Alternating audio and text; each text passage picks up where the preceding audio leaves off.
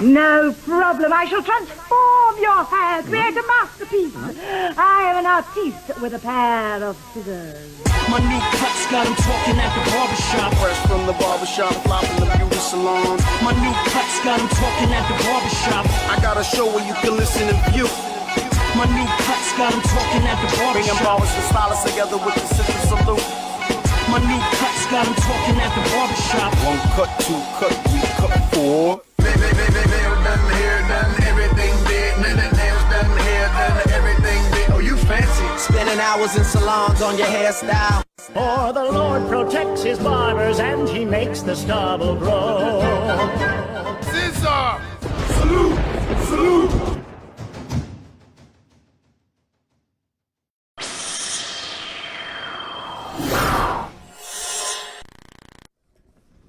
Woohoo! Welcome, ladies and gentlemen, to the ScissorSalute Show. That's right, ScissorSalute. ScissorSalute. I am your host. I'm actually going to be filling in for Eli today. My name is Harry Houdini.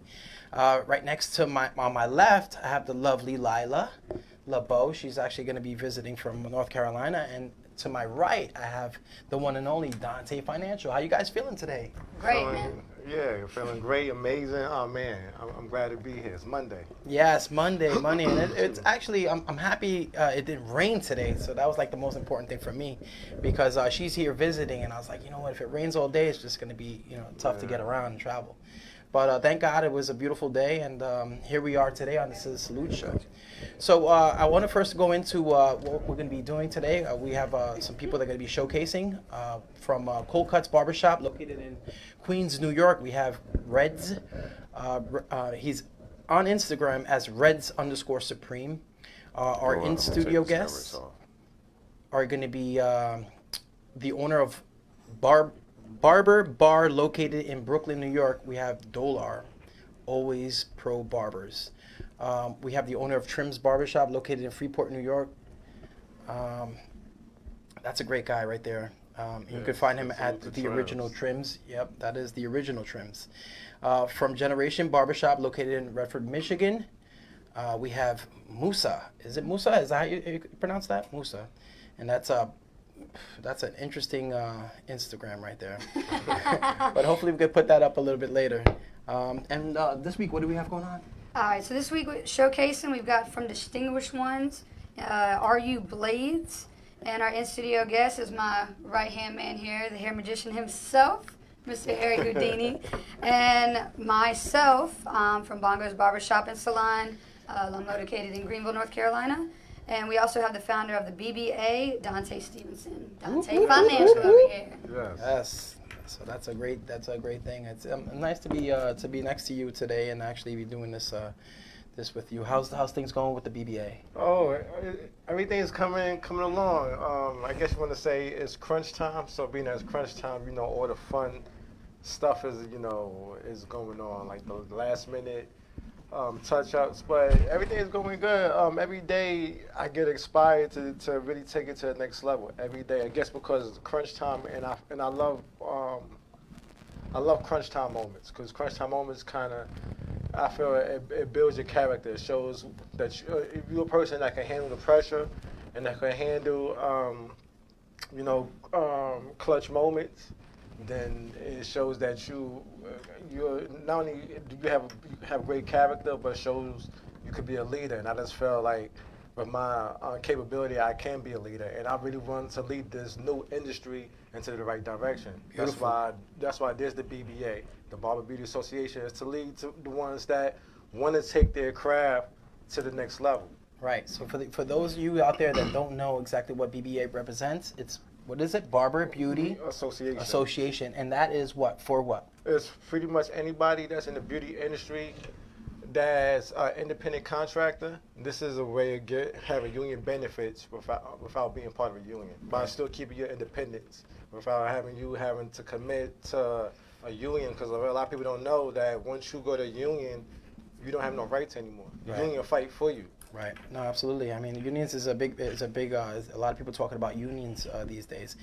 So and I know it's a little different for you because you work for a chain, right? Right. Okay. So what's the deal? You know, what's the deal going on with that? Do you get benefits? How's that work? Well, my previous barbershop definitely had benefits. It kind of just, my boss was basically, he really looked out. I'll give him that. I'm working at a solar salon now that's looking to expand, so it's more so they'll take care of us as far as product is concerned, which is very, very rare for a commission-based salon. But other than that, it's first come, first serve for ourselves.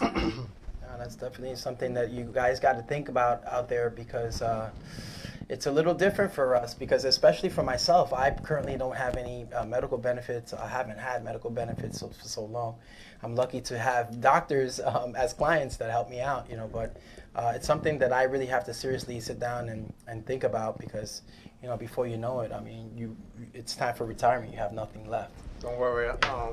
Become a member of the BBA, we're going to take care of you. No, that's what's up. Nah, I'm for real because what a lot of people don't know, and part of me being here today is to let everybody know what comes with being a member of the BBA. You know, people hear retirement, life insurance, disability, but there's more to it. And there's more that is a lot of stuff that everyone don't know. The people that's part of BBA, they know, but I want everybody to know, you can say the world, know today what comes with being a member. And reason why, not today, but in the next few weeks, we will let everybody know the prices of the package for the BBA. And so I'm going to let everybody know now, this is not for everybody. As much as we want to change the industry and we want to change the mindsets, but the reality of it, that not everybody wants security. Not everybody is for that right now. And I completely understand because it takes time for people to grow and to understand what comes with having benefits. It's great to have cash, but you still need benefits. You still need security. So this is why this is, as an eye opener for the industry to let everybody know that you do have these options. I know the first year, which this year October is gonna be the first year we're gonna do enrollments. I'm not looking to have a huge number because I've already seen through the last 3 years of me being a financial professional in this industry. It's hard to have individuals that's used to one way of thinking, which is spending.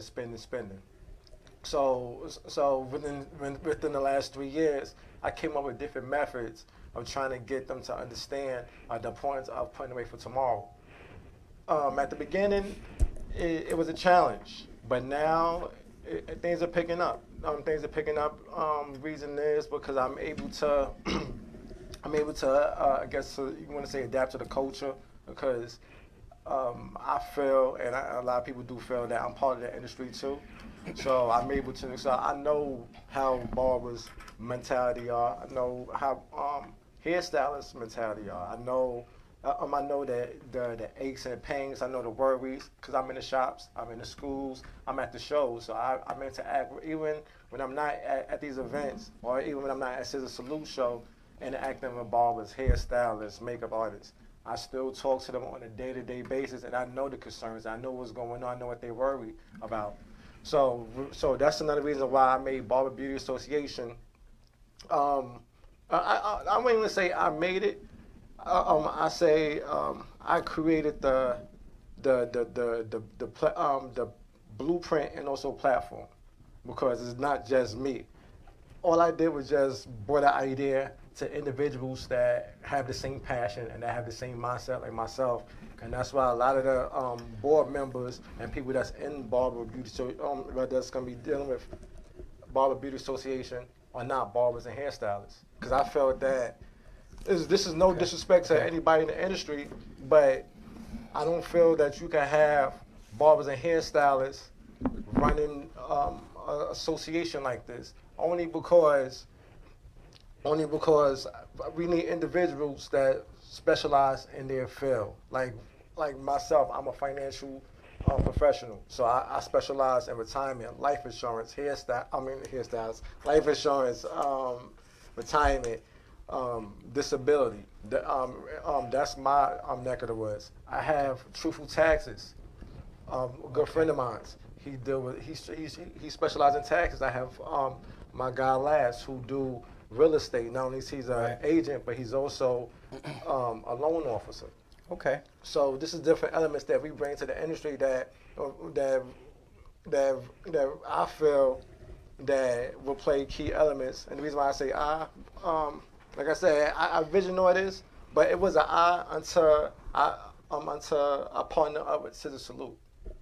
When I partnered up with ScissorSalute, I kid you not, it might 10 years from now, 15 years from now, 20 years from now, I'm on the record anyway, but it's the truth. Okay. Yes. So you guys that don't know about what the ScissorSalute is, the ScissorSalute is basically, we're here to bring people, barbers and stylists closer together. We're here to bring you assets as far as things that can help you and benefits that can make you better in the future, as well as it's a gesture and a greeting. Okay. So whenever you're out, feel free to use the ScissorSalute.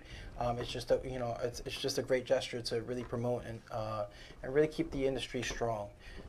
Real quick, I'm sorry. I just want to continue because I have to say this, because if it wasn't for ScissorSalute, with the direction I'm hitting, the direction I'm going and hitting, I wouldn't be here without ScissorSalute. Because the support, even when the cameras is not rolling, even when the pictures are not posted, even when the stories are not live, they're always there supporting. Every step of the way. That's why I said before it was but this was when I realized that it's more than just me. I have a team, and my team of ScissorSalute, they have a team, which is anybody that's affiliated with ScissorSalute is considered ScissorSalute, and not only considered ScissorSalute, but it's family. So that's why it's not just me anymore. It's my team. It's my team and myself, which is my family, which is ScissorSalute. Yep, and it's a true thing, and I've learned that also, that in order to really be successful, you have to have a team. Yeah. I think that you could only grow so much by yourself. I think having a team will only propel you to really go even farther, and that's one of the reasons why I had this young lady right here come up, and kind of shadowed me. Today was a great day. She came and shadowed me at the salon. What was your experience, and how did you like it? No, I loved it. It was a nice salon, and the clients were hilarious. I loved it. Yeah, I had a blast. So. No, that's good. I mean, it's really funny. I'll give you a little bit of the insight of how our relationship came about. She was someone who I met. I was actually educating at a show down in North Carolina, and at the end of the show, she came up and asked me some questions. We exchanged Instagrams, and I would say about a year later, right? Yeah, I pestered you for about a year. Yeah, she was asking me to mentor her, asking me questions and stuff like that, and finally I gave in. I was like, you know what, next place I go to, I'll explain to you how I do what I do and why I get the results I do. So, I'm definitely happy to have you here. That's very nice of you to come all the way from North Carolina to come shadow me. And I'm thankful to be able to have shown you some of my techniques and tricks today. And it's really important. I think that you mentioned something about the industry. Dontay was mentioning the industry. It's really different because we have people that are independent contractors, but you have also people that work for a corporation. For example, right. Like Sports Clips. What's the other one? There's another one, Lemon Tree. You have Great Clips. Great Clips. Yeah. You have different affiliations, so it's a little different. Now, you said that you used to work for a corporation, so you're saying you no longer work for the corporation? So it was a local barbershop that had expanded into 6 shops. Okay. And yeah, so I mean, it's not technically a corporation. It was just 6 shops. It expanded rapidly to where at some point everyone in the triangle thought it was a corporation. Gotcha. Now, I think I asked you this before. What were they offering benefits for that? Yeah, they actually I gotta give them props. The owner had put together a package basically with this company that would like lowered the rates. Okay. For the insurance and things of that nature. So it was pretty crazy. Like he spent a lot of time behind the scenes with actually a financial advisor and as well as a guy who is an insurance agent, and they kind of customized the deal. I honestly, he was the first one I heard that had done something like that. He did a pretty good job. So very nice. Oh, that's you know, I mean, that's, you want to do the right thing, but you know, it's interesting to see how people operate from down south as opposed to up here. Right. And I think that a lot of people tend to, I want to say there's more commission-based salons and barbershops here. I don't know about barbershops, but I know commission salons more here. That's a lot of barbershops. I'll say there's a lot of Yeah, there are also? Yeah. So, I mean, it's different. Like, I think, would you say that there's more people that are independent down south? Oh, well, pretty much, yeah. It's kind of weird. Everybody kind of just likes to stay in their bubble. Like they have, you either have the commission or the booth rent, and they kind of just like walk in, come in, leave. It's pretty odd, actually. Interesting. So yeah, no, it's interesting for sure. That always interests me. I think on the East Coast we tend to be more commission based. When I say commission based, it's basically you do a haircut, a percentage. The business keeps a percentage, and then you walk away with a percentage. So currently, right now, I am a renter as well.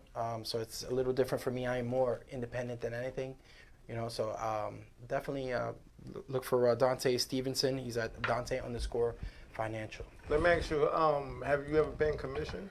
I've never been commissioned, no. Never? Sorry. Oh no. So I was asking you, what would you prefer the difference? But you know, I think you know, I got lucky enough to be dropped into when I came here to Long Island, I was put into a position where it was automatic rental, and I had to either, you know, survive or die. And so I did what it took to make myself survive. And at one point I thought about, you know what, I'm not gonna make my rent this month. I don't know what I'm gonna do. Let me just, you know, I thought about quitting, and I was like, you know what, let me give it a shot. Spoke to the owner. I said, look, you know, I don't have my rent money this week. Can you extend me an extra week? And he had no problem doing it. Came up with the money the second week, and here I am today. So you know what I mean. I still have portion of that clientele from that time. I still have them currently now. So I'm lucky enough to have them. So we got some cool things to showcase today. We have a guy from New Jersey. His name is Rue Blades. Real talented guy, man. What's up? How you doing? All right? I see you smiling. He's definitely a talented barber. I'm not sure what part of New Jersey. I don't have an exact part of Jersey, but was it New Brunswick? He's New Brunswick, New Jersey. Yeah, that's not too far from us. I would say maybe what, an hour and 10 minutes? Where you guys at? We're in Massapequa. Oh, here? Yeah. Yeah, about an hour and actually 30. Hour and 30? Okay. Yeah.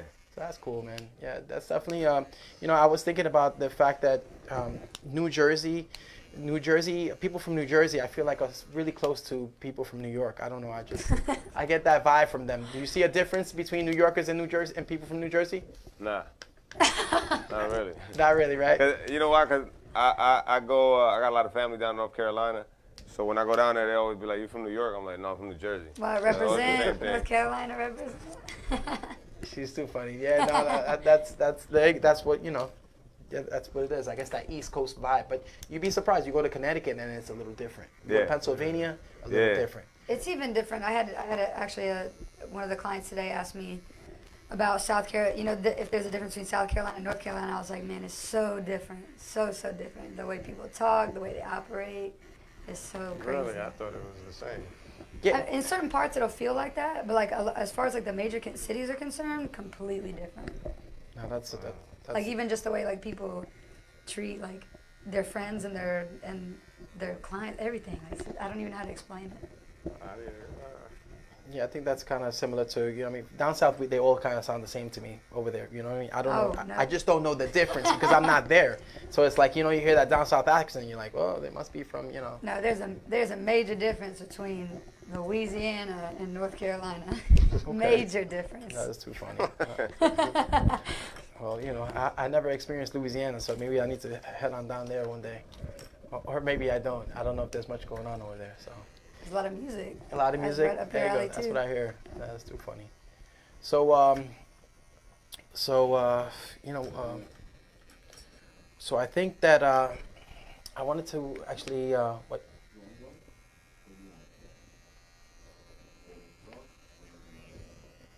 It's up to you. I mean, he went into the financial stuff, so I mean, did you want to talk a little bit more about the financial aspect? Yeah, but you go first and I go.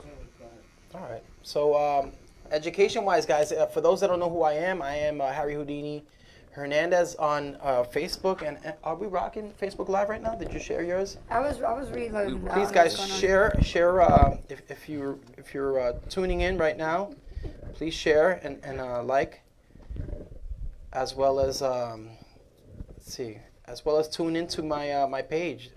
Do you see it live right now or? Dontay, maybe you could fill this out. But I just wanted to do my introduction, guys. My name is Harry Houdini Hernandez. I am a Babyless Pro educator. I am a lot of things, but most importantly, I am very passionate about everything that I do. So I'm really happy to be here on the ScissorSalute Show. It's been a while, guys. I do love the ScissorSalute Show. You know, I really feel like I've gone through a time where I haven't been scissor saluting as much as I have. So I really want to, you know, make sure that I start doing that a lot more. And I do really give a lot of the credits to the president and the vice president of the ScissorSalute Show. They work hard in maintaining this show and really just promoting it always. And they really do care about the styling and barber industry. So I'm happy to still have a platform to speak on. And here I am today on Strong Island TV, you know, interviewing you. And it's really a good feeling. You know, I want to say thank you so much to Sephro and Eileen. Oh, Irene. Eileen. Eileen doesn't lean. Can we get this? So that's too funny. But so he's live now? Hey, what happened to the magic trick? No. That's too funny. You know you had me digging for one in my car and I think I left it. Hey. I went running back to my car. That was funny. Yeah. Let's see what we can find though. All right, so Rude, let us know what you're doing exactly right now. So she just wanted it a little tapered in the back. She still wants to keep the little bouncy baby curls over here.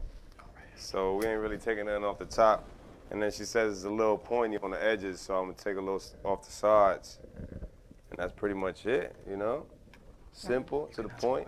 Right, it's looking awfully crispy out there. Thank you. Yeah. She was over here paranoid and cringing and like, oh, Right. man.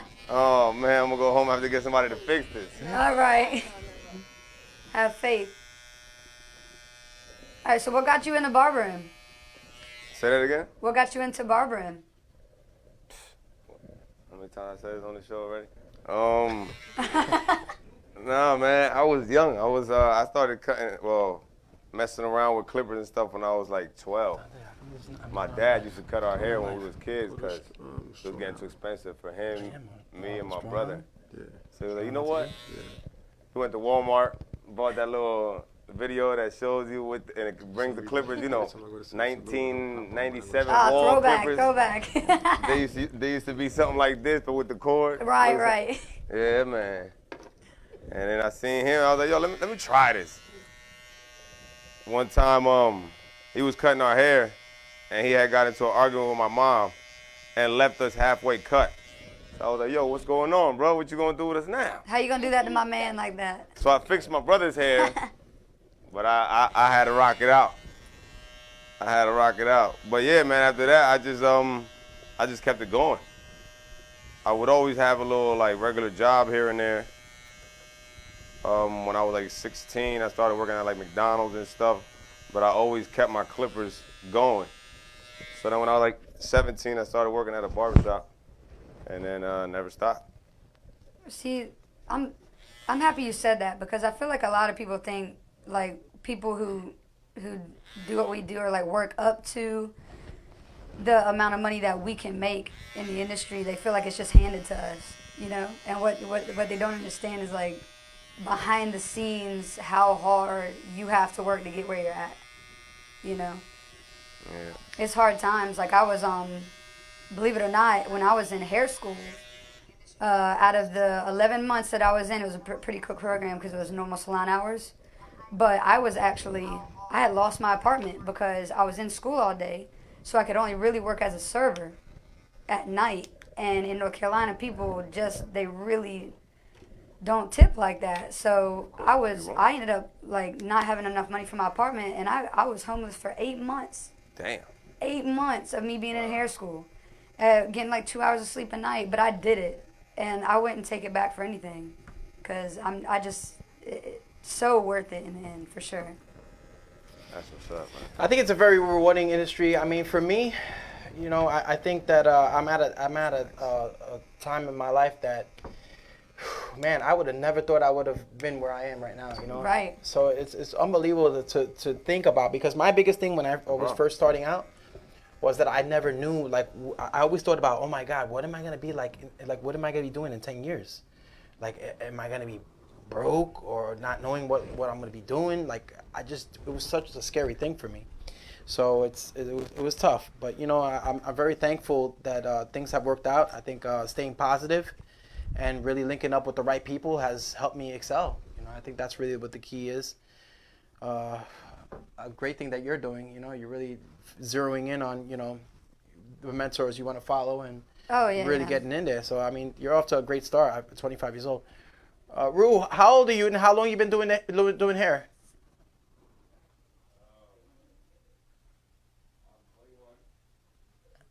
He said 21.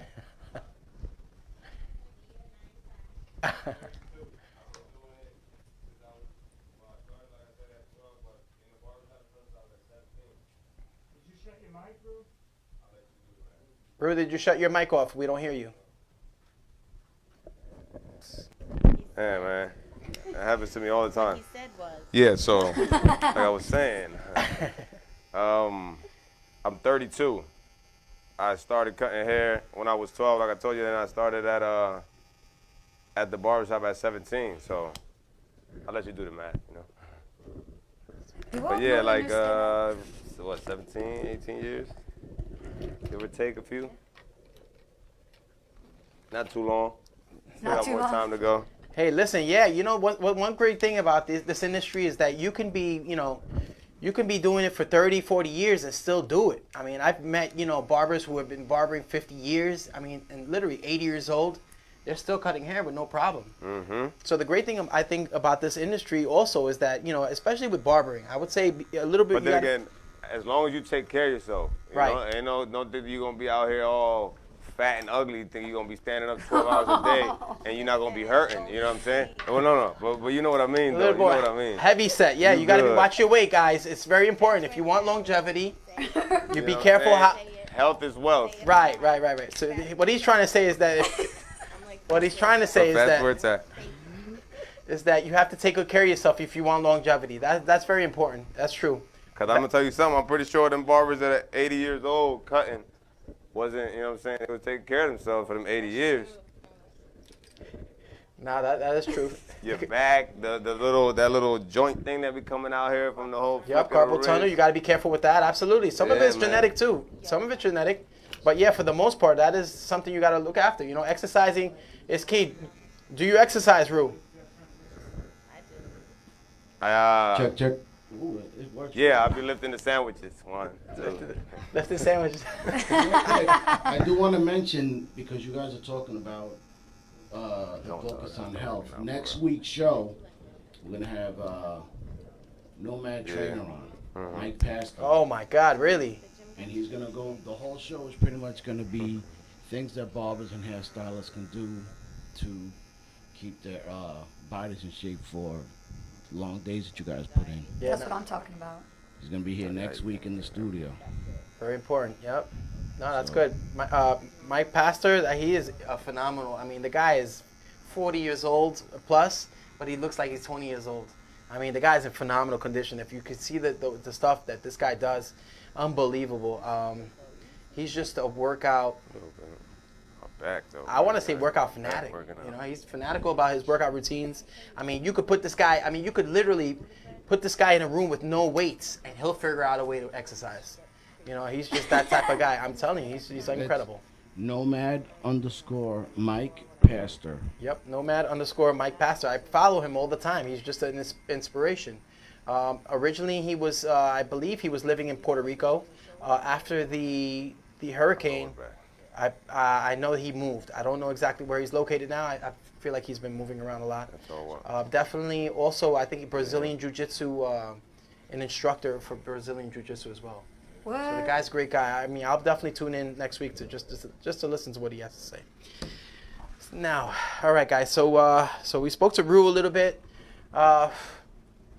Rue, anything you want to say to anybody who's listening, as far as inspiration, anything you want to any tips, techniques, tricks, anything you'd like to share with anybody? Well, the whole techniques, tricks, and stuff. I'm more of a how do you do? You know what I'm saying? Like you watching me cut. Oh, how you did that? But I don't, off the top of my head, I don't really know no tricks or nothing. But hey man, just stay consistent, man. You know what I'm saying? Stay consistent, and as hard as it may be, because man, listen, I'm gonna tell you something. I'll be wanting to kill some of my customers sometimes, but man, customers always right. You know, you gotta. This is all about the customer. You gotta make them feel good, or your chair gonna be very empty. No, that's the bottom line. I mean, I think a lot of times it's a lot of barbers want to do what they want and forget it's really about the client, what they want. They're the ones that are paying. If they want something specific, you got to let them know. Hey, listen, I personally don't agree with it, but if that's what you want, by all means, you're the one that's paying. So I get that. As well as I do know the type of barber you are. I used to work side by side with a barber that was very, very talented, did phenomenal work, but it was a little hard for him to give tips and tricks. And I think that's another technique in itself to understand how to kind of educate what you're doing. It's a little hard. I think even for me, when people used to ask me questions, I'm like, what are you doing? Oh shoot, I think it's just a little tricky. Rue, do you have a is it hard for you to explain, or what? What you do? No. Step by step. You just gotta ask me the question. It's hard for me it's not hard for me to do nothing, really. Just look like right here. All right, I'm hooking her sideburns, because to me I feel as though instead of doing the whole long sideburn on the female, the whole little more style to it, give it a little more elegance, make it look a little more feminine. Is it possible you could change your body position so we could see what you're doing on the side? Yeah. You're asking for too much. Harry the Houdini. There you go. Nice. Thank you. Whoever's working that camera. Very nice. So it looks like you're doing would that be considered a low taper, or? Yeah. Low taper there. Did a little taper on her. Like I said, she wanted to keep most of the hair. Just clean up more of the sides. Make it look neater. Very nice. You know what I'm saying? Give it a little swag. You know what I mean? Yeah, I kind of like that. Yeah, it looks very, very good. Now tell us about the tools you're using. Man, you know what's funny? As I set my station up, I told myself, why did I bring so many clippers? I ain't even doing that. But I got my favorites, the Hernandez Supras ZRs. Good for the bulk, good for waves. Good if you know how to fade with them, they're good for fading. A little hard because you got to do the whole. Because what I'm saying is like this. The adjustment metal. Look, this clipper has the up and down lever. You know what I'm saying? Where you could get a little better fade out of it. This one is a straight one number. Right. So you know what I'm you saying? get no adjustment with on this it. one, you got to go clipper over comb. Right. You can't just think you're going unless you got a nice freaking steady hand. Okay. But I seen there's this one barber, bro. Oh, I said it last time that we was here with my big guy, my brolic barber. But he's shape cuts.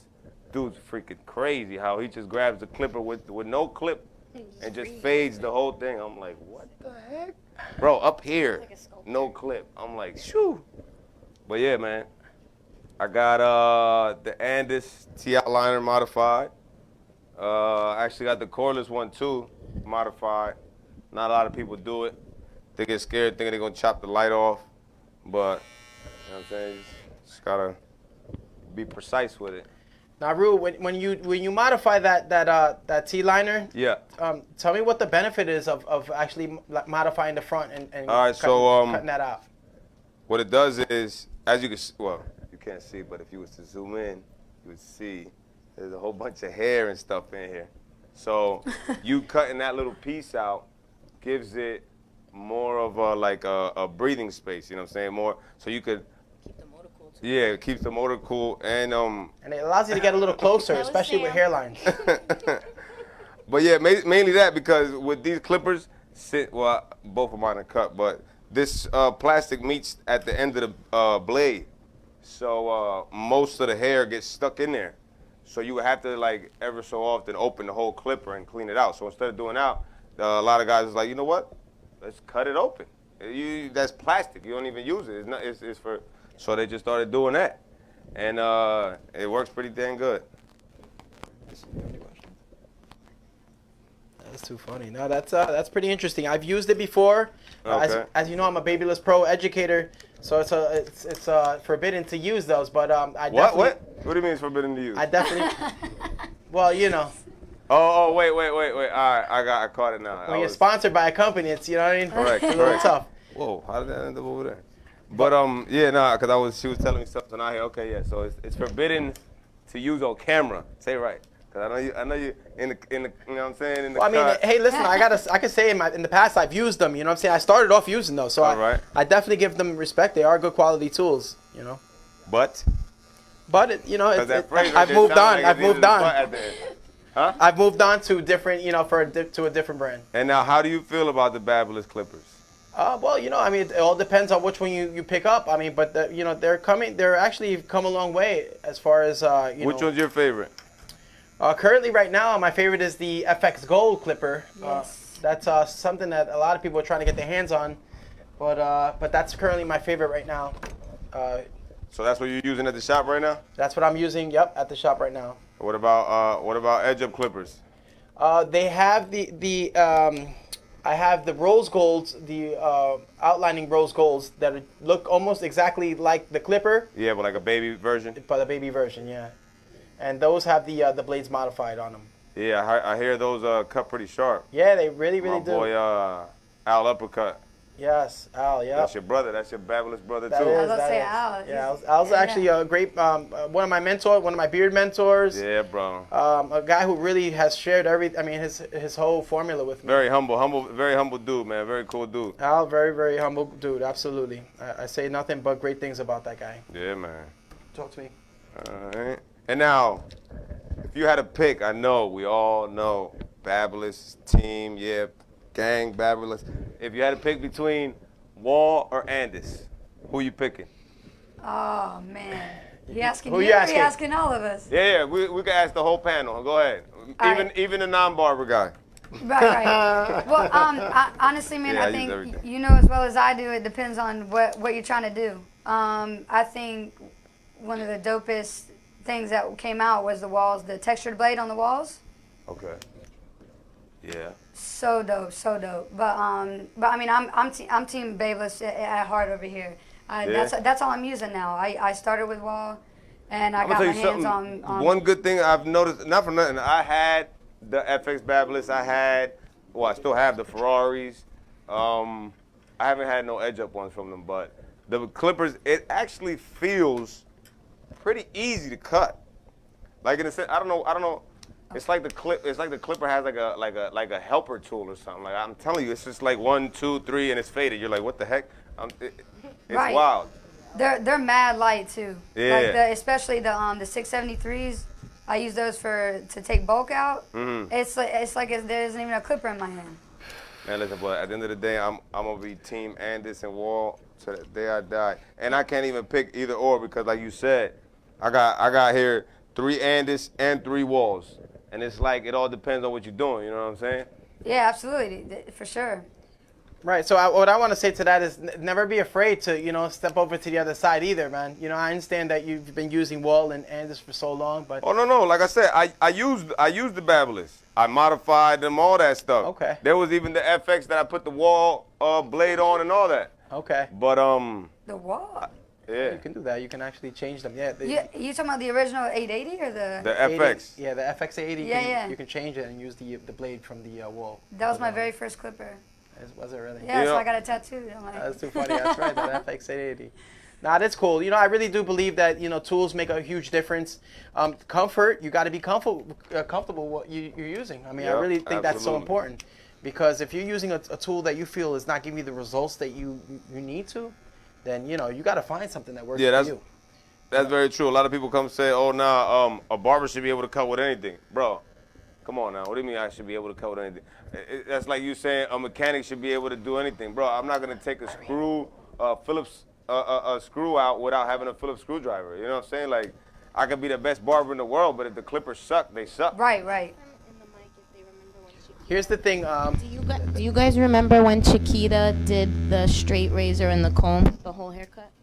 Yes, I do remember Chiquita. Chiquita is, I believe he's Jamaican. I don't know exactly what he is, but I think he's some type of Caribbean, West Caribbean guy. He's been cutting for, I think, 30 years. Mm-hmm. The guy he has a technique. I find it to be an old school technique, and I'm sorry, please, Chiquita, don't get angry at me if you're listening. But he gets a result. He does get a good result. I just feel like it could be more efficient if he stepped over to the new age. That's the way I feel. But don't get mad at me. So I think Rue, I believe that anybody could cut with what you give them, but how fast and how good of a result are you gonna get?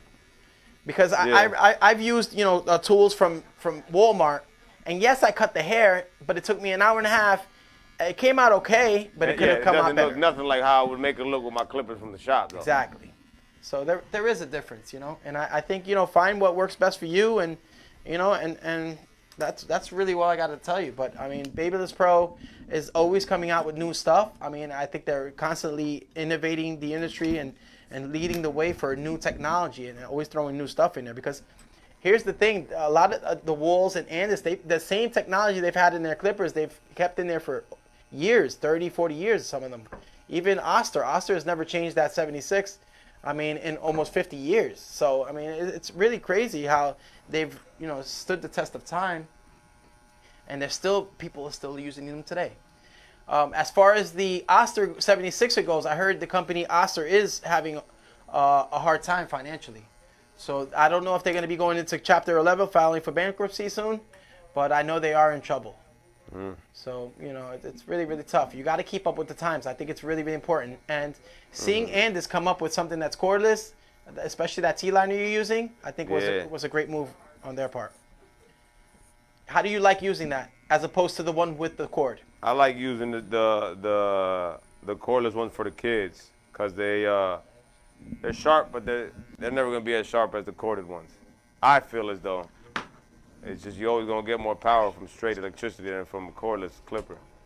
But they're not bad at all. Like I said, I got them modified. They cut pretty good. I like them for more like even her hair. She got the real soft, like children's type hair, so so it cuts it real good. The baby curls, you know what I'm saying? It's too funny, baby curls. Yeah, kids are always a little bit more challenging as far as cutting. I really feel that kids should be charged more than adults. Maybe sometimes more than adults. It's funny because not only do they move around more, sometimes it takes a little longer to cut their hair, depending on how really, sometimes they have really fine hair, so it's a little harder to cut fine hair as opposed to an adult. So it's really, really tricky. But, I only have a few. Do you have a lot of kid clientele, Rue? No, I got a few. I got more beard clientele. Yeah, kids. Actually, Sophie, I don't know if you saw that video. She was so gracious to share. Stay Gold put up a video of, a couple weeks ago of her cutting a kid, and she said, I think the caption was something along the lines of, when you think a kid's cut should be charged less than an adult cut, and this kid was screaming, like, and pulling away. And it's cool. I think it's cool that she showed that because, you know what I mean, this shows like the less glamorous side. You know, they're harder to deal with.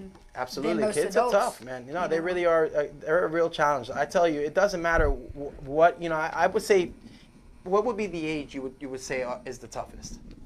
Oh, I mean, I don't know. I actually have a lot of kids. I think between, like, infancy isn't necessarily hard because 9 times out of 10 the families just want to trim.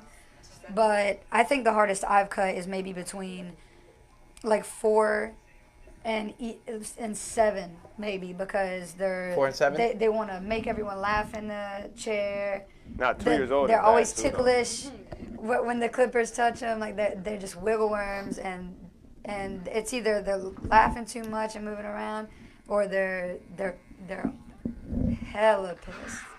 I think the most challenging time or age is when you take them for that first haircut. It can be 2 years old, 3 years old, sometimes even 4 years old, but it's really, really tough. No, the worst. You want me to tell you what's the worst? What's the worst? What's the worst part about cutting a kid? When the kid's acting up and the parents over there on their damn phone doing nothing. Oh my gosh. Yeah, thank and goodness. you just sitting here like, but your parents are right there. And you're like, please, come help me. Yeah, no, absolutely. I mean, if somebody were to do that to me, I definitely say, hey, listen, I need a hand here. Or right. otherwise. No, hay que yo me aprovecho.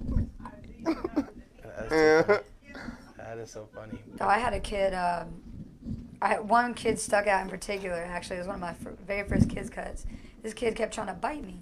What? He kept trying to bite me. I would have bit him back. Well, see, come look, on, stop that. Come on now, right? No, I handled it very well at first. I was being real patient with him. I was like, you stop, like, you know, trying to be funny. And next thing I know, this kid looks up at me, and he's like, bet. And like, in my head, I'm like, ooh, he said bet. Like, you know, like, but I looked over at the parent, and I was like, you know, I didn't want to say anything out loud. Like, I'm like, hello. And the guy goes, Billy, stop. And I'm like, so your kid bites and you think that's going to work for him? Come on. Yeah, that's like, get over here and get this kid straight. That's when you take off the cape and you're like, okay, this is where it stops. Or you could push his hairline back. Y'all see that video where that barber did that because the kid like snuck out at school or something? Yeah. Oh, that kid was totally traumatized by Don't that. bite me. Yeah, those are stories, you know, and I've heard of stories even like parents pulling guns out on barbers. You know? Are you serious? Yeah, when you mess up their son's hair, I've read stories like this. It's crazy. That's you know, or they make a big stink about it. You know what I mean? They refuse to pay. You don't really want to deal with that. You know, I try, if I'm gonna have a kid clientele, it's really it would be very limited. When they ask me, hey, do you cut kids' hair? I really prefer not to. I'm not, you know, I mean, the problem with me is I'm very detail oriented, and when you have a kid, it's really difficult. And when you're trying to really detail them, it's hard, man, and it's really grueling, stressful. I mean, I get done with a kid's haircut. Sometimes I'm like, oh man, thank God I only have 3 of them. See, this is what you gotta do. You gotta give them 2 tickets to the Double A Straight Razor events, the Concrete Jungle. That's what you gotta do. Oh wow, yes. You give them the tickets. A nice little gift. Calm Yes. them down, like here. You Yes, listen. let's talk about take that. 2 tickets. Absolutely, that's something that's coming up. Several, do we have information? Yes. Speaking of that, That's we September giving them 23rd. 23rd. 23rd. Sunday. The event. I'm sorry. Yes. Where's the location at? Is that in Brooklyn or Manhattan? It is Brooklyn. Brooklyn. That's going to be a cool event. I can't wait to make it to that, guys. If you want to make it to a really great event, I heard last year was amazing. I spoke with the the people in charge of this event. They said it's going to be even better. They're bringing in a huge breakdancing squad that's going to come in this year. Yeah. It's going to be really, really nice. I'm in there. It's the way they incorporate hair and music. and dance. I think that this is gonna be great. So it was. Yeah, and this is what I heard. So like togetherness, like everybody wasn't like really a battle, like just the people were battling, but everyone watching, everyone was just like talking and getting together. That's awesome. So this is the event that you really want to be. My boy is going to be hosting this event. We're going to have a lot of people. Jay Valentine will be there. Lady J Cuts, she's going to be there. There's just going to be so many people from the industry that will be there. We got DJ Fingers. I wonder. He did it last year, and he did a good job. So everybody must really love him, and that's just great. Danny Abram, he's going to be hosting the event. There he is, right there. He always does a great job. So I'm really looking forward to this. I haven't got my tickets yet, but I'm not going to wait till the last minute. Matter of fact, right? We are giving away 2 tickets right now. Oh, really? To anybody that could get this question, answer this question correctly. Now the question is, listen up, guys. Get to your phone. First one. The first one that calls up. What do we have? They have to call up, obviously, right? 516-945-9099. Say that again. 516 945 9099. Correct, right? I have to make sure this is live. So, all right. The question is, all right. This is for the giveaway. Come on. What year was the lineup created? What year was the lineup created? Yes. You're talking about the Barber lineup? Yes. Okay. What year was the lineup created? First person to Can I take a guess? Or could they text it in, or through Facebook, or whoever answered through Facebook wins 2 tickets to the Concrete Jungle event presented by Double A Straight Razors and the lineup, which is going down September 23rd, 2018. What's the name of the event again? The location. I'm sorry, people. The location. Mona Lisa Studio. Sorry, lineup. Sorry. That's all right. We got to get. We have to give all that information out again. But this is for a giveaway, right? Yes. So that means we have to give them the number again. What's the number? 516. 516. 495. No, I'm sorry. Woo! Hold on. Give it to me one time. 945-9099.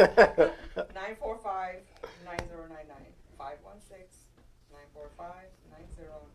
And see, that's what happens when doing too much go wrong. That's all. Yeah, that's all good. This is all live, guys. This is all live, which is great. Right now, for those of you just tuning in, we have Rue Blades. That he is Rue Blades Bladez. He is live on stage right now, doing an amazing haircut.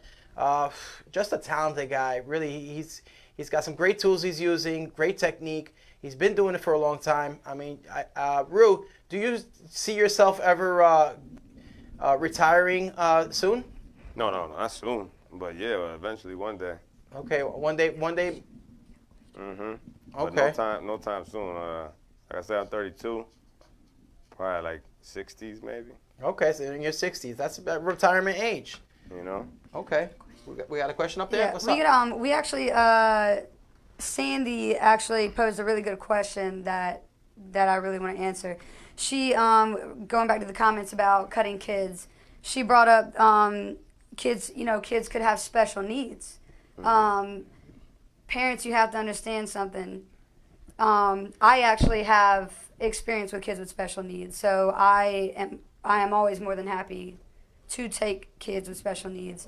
But there are a lot of barbers out there that guys, not everyone knows how to, treat that situation, because every kid is different. And parents, we don't want you to get offended if we can't seem to calm down the situation. That is a very tough subject. I know it is. Trust me, like with me, growing up with kids with special needs, every kid is different. So yet again, what we were saying earlier, the parent, you kind of have to be just as patient as we are and step in on that. Barbers that make you a little nervous, you feel like you can't seem to get the time to get that in because you never know what's going to happen, book it out for an hour. but it's all, at the end of the day, the clients that you want to take in. And, you know, parents, please do not be offended by that. Some of us just do not know, you know, how to handle that situation. And right. you know, I don't think there's anything wrong with that. So. No, I think that's it is a tricky dynamic, you know, because you don't want to offend, you know, the parent. You don't want the kid to feel bad, but, you know, it is very, very tricky. Yep. It is very tricky. So, I mean, if know yourself, know who you are, what type of person you are. I've seen situations where a barber will literally get on the floor and cut a kid's head because he can't function in the chair. Right. You know, so, I mean, those are special type of people that can do that. You know, so, I mean, it's you, definitely parents, please understand, yeah.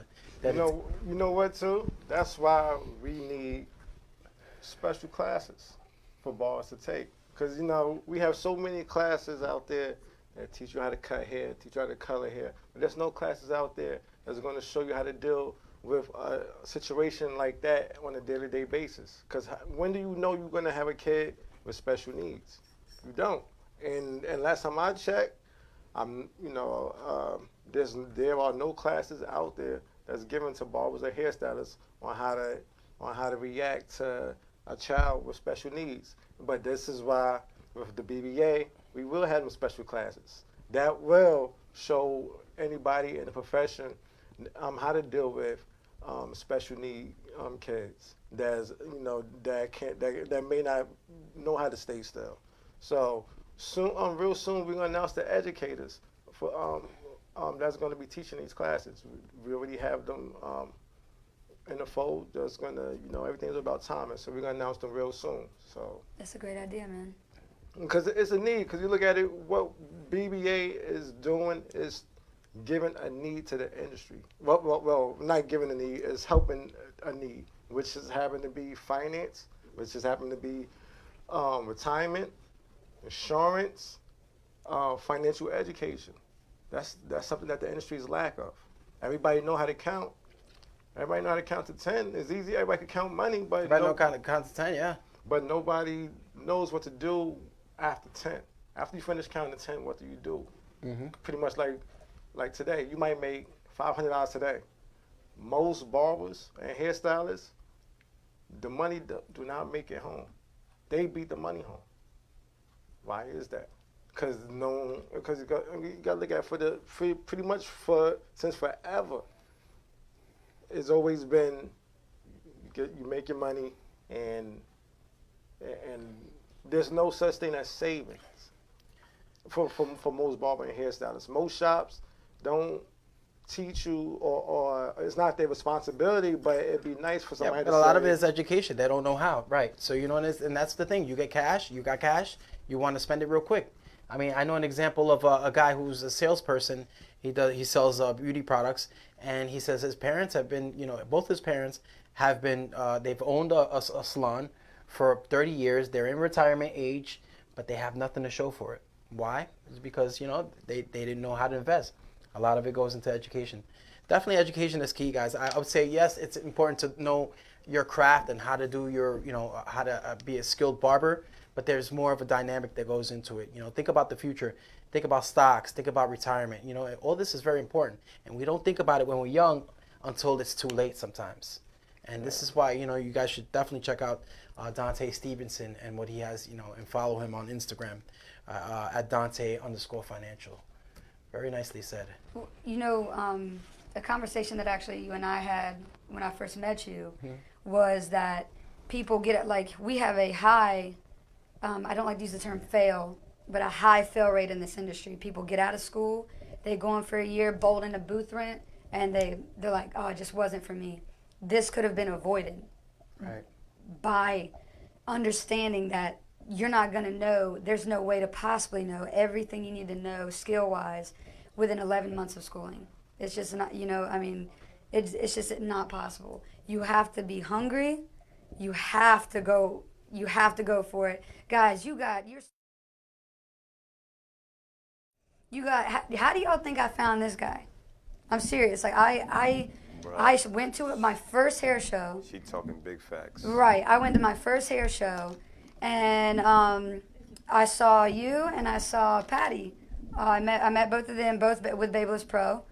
And they put a fire under me, and I already wanted to learn, but that, you know, it sparked an even, you know, larger fire right next to it. And after that, I was like, oh, I want to work for Babeless Pro. What did I do?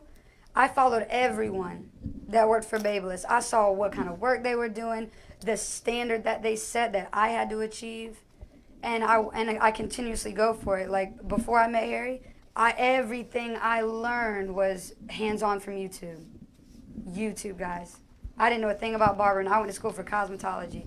So if you want something, get off your butt, be hungry, and go learn it, because it's out there for you, and a solid portion of it is free. Just go look for it, man. Yes, salute to that. Very nicely said. That is true. Yeah, if there's a will, there's a way. It really is true, and especially there's really not too many excuses now for failure, because like she said, there's just so much out there. I mean, even when I first started, YouTube was like in its infant stage. I started off with you know, coming out of barber school and having a owner who constantly criticized me. All he did was criticize, and I would ask him, "What am I doing wrong?" And he didn't know how to tell me. All he did was, "You're messing up all the haircuts. You're just messing up business for me." And I was like, you know what? If this guy's not going to teach me or help me learn, I got to go somewhere else. And that's where I went over to my second step. And in that second step, people were more willing to help me out and say, listen, maybe you should try this a little bit. And I would try that, and you know, and little by little, I got better. But I would say YouTube is very informative. I like mentors. I like sticking around people who are really high caliber. And for some reason, the dynamic for me is that when you stick around people that are very good at what they do, eventually it's what happens to you. You become very good as well. I don't know why it happens, but it just does. And I think it's being around that, you know, being around those type of people. Absolutely, someone who's interacting with you and is just as passionate about that. I mean, yet again, that's how I found him. I realized the area that I was living in, you know, there wasn't a lot of people that were passionate about what I was doing. They're going in, doing their job, going back home. And so that's why I reached out to him. Yeah, no, it's unbelievable. It's unbelievable. I mean, it's just passion, I think, is really the key. I really always say that, because, you know, if you're in this industry, especially, you know, barbering or styling, it'll get old after a while. And what'll happen is eventually it'll get so tough you'll wind up hanging up the clippers or hanging up the blow dryer, because it's just a job. But when there's passion, it's just a whole nother world, man. You know, it's just something that, yes, it's work, but it feels good at the end of the day. So, you know, I'm sure you experience it with, you know, helping people achieve their success with financial stuff. So it's really important to be passionate about what you do. I think that's really, really the key. But you can be successful. I mean, I truly believe that if I want to be successful at what I want to do, I can do it. And there's nothing really stopping me, you know, but myself. I'm the only one. You know? Oh, 100%. And guys, you have people around you that are willing to help you as well. Like, don't be afraid while you're learning to sit there and go, hey, call your buddy up, go, man, look, I want to get better at this color thing. You want to get, you know what I mean? You want a little bit of blue in your hair? I mean, matter of fact, right now, I just looked down, shouts to Diego, who's watching right now, my buddy. Sorry. It's ScissorSalute. Sorry. You didn't know, there's no shout-outs. Oh, my bad. You know, that's the only... It's okay. Sorry. It's all right. Sorry, it's ScissorSalute. No, you're good. No, because, you know... It's a pet peeve now. I'm telling you, because I'm so ScissorSalute now that when I hear shout-out, I look at the radio like, what's going on? Why they not saying ScissorSalute? Cool. Because ScissorSalute became... It's cool. She's new to the culture, which is great. But all right, so ScissorSalute to this person. Who is it? Yeah, ScissorSalute to Diego. Who is Diego? This is a very good friend of mine, actually, who lives out in Charlotte, North Carolina. I called him up. I was like, man, look. I was like, I'm trying to get these crazy. I got a fire under me. I was watching a bunch of Hair God Zito, and I was like, well, I can do that. I know I can do that. And I wanted to get better at crazier colors, so I called Diego up. I said, hey, man. I said, you buy me dinner, I'll make your hair blue. That's too funny. Hey, listen. And he was about it. And so he actually drove to me in Raleigh, North Carolina to help me out. And so you guys, you you've got friends that'll help you, especially when you go, hey man, you want some color in your hair for free? You want a free haircut? There's nothing wrong with doing that while you're learning, and the more you do that, the faster you'll learn, and the more money you'll make. So you in Raleigh? Pardon? You in Raleigh, North Carolina? I'm in Greenville, North Carolina now. How far is that from Raleigh? From Raleigh, it's about an hour and a half. Oh, September 30th, you should come to the MLB event. I'm giving a financial class there at Raleigh, North Carolina. MLB. No, remind me of that, seriously, because Raleigh's not that far at all. I take classes up there all the time. Yeah, September 30th, the North Carolina Trade Show. So I'm one of the educators, so I'm going to be there in Raleigh September 30th. Right on. Very nice, very nice. Yeah, no, I mean, I really want to touch upon what you were saying last. You have to have people that are willing to give, though. You know, going back to what you were saying, because if you're gonna have somebody that's like, hey, can I use you as a model to color your hair green or blue, and they're like, oh, well, you better not mess up my hair. That's a clear indication right there that you have to be like. It's probably best that you don't use them, because if they're gonna be on that kind of mentality, they're going to create anxiety for you. And when you're doing that kind of work, you kind of want to be free-spirited, and you know what? It's just hair, it'll grow back, or whatever the case is, you know. So be careful of the models that you choose, too. You know, I think that's important. Yeah, no, that's true. Diego sounds like a really nice guy that he'll pretty much allow you to do anything, right? Well, yeah, actually, he just hit me up the other day. Already wants to, like, change it up, do Galaxy. So we'll see how that goes. So you found somebody. And you know what? Diego probably has other friends that are just like him. Oh, 100%. Whoop. Whoop. Sorry, guys. That is too funny. But so he does have other friends, you said? Oh, yeah, plenty, man. Like, I mean, and that's the thing. Like, you do what... Word of mouth is so powerful, too. Oh, man. People tell your friends. Like, if you got a good cut... Be like, man, I'm so proud. You know what I mean? Like, cause we're proud to do that for you. We're proud to make you feel that good, man. Like, go in, let people know. Oh yeah, man, like they killed it. Go check them out. You know. Yeah, build confidence. Yeah, confidence builder. That's something that it's hard to do in this world, cause it's hard to build somebody when they down. Cause when you look at it, somebody may not look in their best. They get a haircut, they get their hair done, they could get their makeup done. In the blink of an eye or snap of a finger, they got their confidence back because y'all done created magic. You done had them from looking like a 0 to like a 10. That is hard to build confidence without really kind of saying a word. You build a confidence off of your craft, off of your hands. And this is why the reason why I'm passionate about this industry. I just feel that y'all need that security. You can look at it. All your clients, most of your clients have security. Most of your clients have what you don't have, and that's that security and stability from a job or a career. Are most of them happy? No. But here is it that y'all do what you love, but you don't have the security. But you can have the security. It's just a lack of education. And this is why we're here. This is why we're here. They have a Barber Beauty Association. We're here to give you 2 disability plans, one for your hands and one for your bodies. Reason why you get one for your hands, one for your body, because what a lot of people don't know, just by having hand insurance doesn't mean that these companies, if you hurt your hand, are going to pay you. The reason is, if you don't, this is what a lot of people don't know, that if you hurt your hand, we're just talking for hand insurance. If you hurt your hand outside the shop at the salon, most companies won't pay you. Yeah, you know, I've been told that, I should insure my hands. I've always kind of brushed it off because I'm like, you know what, nothing will ever happen to my hands. But I mean, I think that's something important. Yeah. But you just got to remember, if you don't, that depending on the policy that you get for your hands, if you don't hurt your hands in the shop, the companies will not pay. Okay, so it has to be work related. Pretty much, yes. Okay. And that's the little gray line, or that's the little sentence that people tend to forget. People just realize, oh, don't worry about it. You know, we could have 1,000 bar fights. If I break my hands, I still get a check. No, don't work like that. All right. Yeah, no.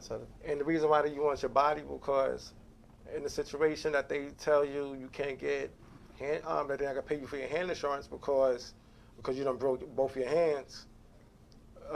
With full body insurance, if you're unable to work, they still were able to give you income Because look at it, if you just have hand insurance and they tell you no, we're not paying you, and you don't have full body insurance, right? Guess who got to find income? Yeah, no, you're right. Yeah, that's where a lot of people go into debt, and you don't want to go into debt. So it's definitely scary. So it's really important. And besides that, with BBA, since we're on the subject, amazing health insurance. The reason why I say amazing health insurance because we're still in the final stages of picking which companies that we are going to use. Reason is because health insurance, each of these companies bring different elements. They bring, besides just coverage, they bring little perks. Like some companies, most companies, a lot of people don't know you could pay child care by using health insurance. Right. What you mean? Can you pay child care? Yes, if you have kids, and you need a babysitter, what the government has, what the government do with health insurance, they take pre-tax money. So pretty much, if you pay taxes or you claim taxes, what the government allows you to do is take this money, put it aside,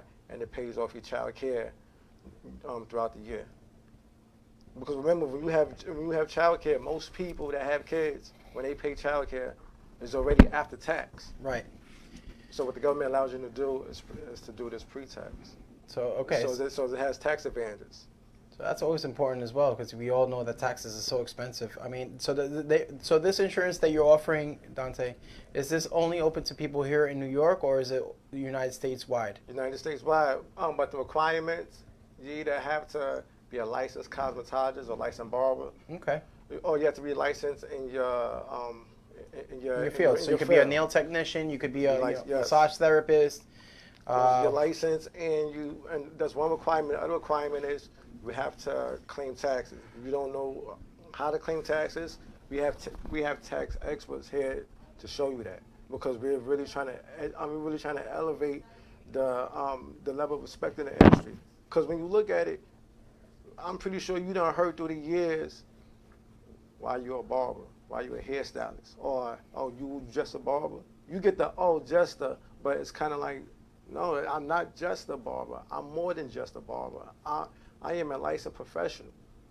Just like a lawyer is a licensed professional, just like a doctor is a licensed professional, just like I'm a licensed professional. You are a licensed professional. You should demand that respect that we demand. Right. In our respective fields. You should be able to, have your chin, you have your head up high and say, yes, I am a licensed cosmetologist. Is there a problem? I do the same thing that you do. Matter of fact, not only do the same thing I do, matter of fact, you want to talk about benefits? My benefits are better than what you have. Oh, really? This is, and I'm telling you, I kid you not, what BBA is bringing, no other industry, no other profession are going to give you these type of benefits, are going to give you these type of perks. You want to know how I know? Because I did my research, and I coming from the corporate world. I don't work for the city, so I know what's good benefits, I know what's trash benefits, and I know what's amazing benefits, and I know what's out of this world benefits. And what's out of this world and is amazing is the benefits that Barber Beauty Association is going to bring.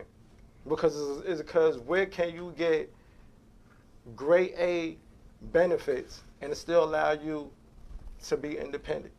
Still allows you to chase your dream. Still allows you to nobody hold limits on what you can do within your career.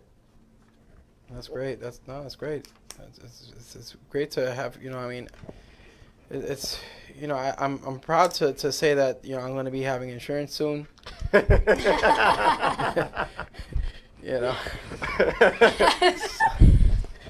think something that's really important too, kind of carrying on with what you were saying is, guys, you have to be aware of what you can have.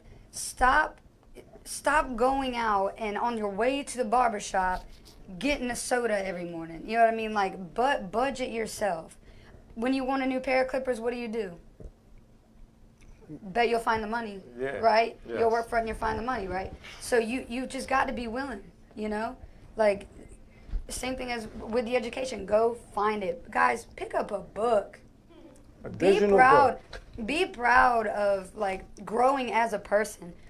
Stop waiting for everybody else to help you grow. Pick up a book. Like I don't just I'm straight hair world. That's what I work in. But I read books on economics in the areas I'm working in. I read books on, financial stability.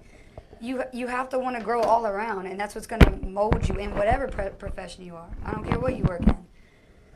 Open a book and freaking, for goodness sakes, budget yourself. And you're going to get so much more out of what you want, including, guys, you have to have these benefits. Like what you were saying, when our industry is one where a lot of the times we have to provide for ourselves. So save your money so you can have better things later.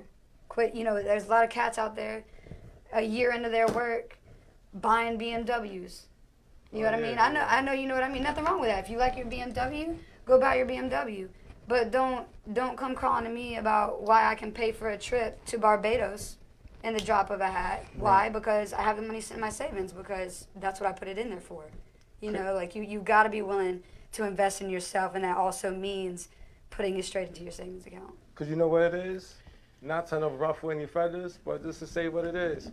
For the most part, this industry has been a facade for so many years. There have been so many just smoky mirrors that is always an image. It's always about an image than actually what it is, and actually what, as barbers and hairstylists, what is it that you really do? Not only for your client, but also for the community. Because you forgot, without the community, you don't have clients. The community are the people. The give back don't necessarily means that you have to give money back. Why not give them, do some haircuts, do haircut drives? Yeah, no, that's always a nice thing. I really that's one thing I really don't do is give back to the community. I have done it before. I think I should do it a little bit more. I mean, it's definitely a great way to I guess. Make people feel good. I mean, I think St. Baldrick's is one. That's for an affiliation. I think for I love that. I've been involved with that quite a few times. Real quick, I want to salute Catherine Ann Kelly. She's live right now on the broadcast. We have Troy Butler with a question, and we have Lucas Castaño. I want to say also salute to Mike Fades. Thank you for checking out the show. Dontay, real quick, we have a question from Troy. What about that's one of my real good friends. Is it really? From Atlanta, yeah. He does stunt work. Okay, that's what's up, Troy. Thanks, man, for your question. Here it is right here. What about individuals outside of the beauty world? Will you be able to provide a service for them, or what? The beauty world.